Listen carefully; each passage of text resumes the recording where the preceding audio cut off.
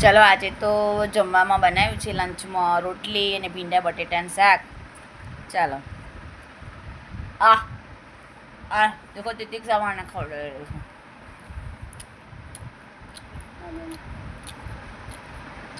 કઈ ખુશીમાં તિતિક્ષા? મારી ખુશીમાં. તારી કઈ ખુશી?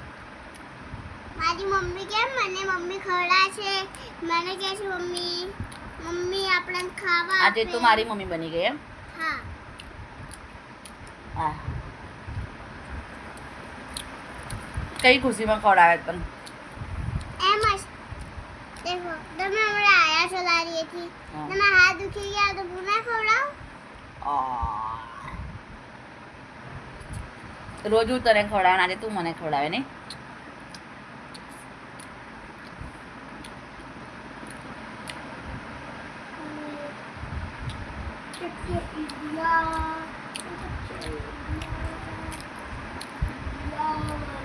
ઓહો,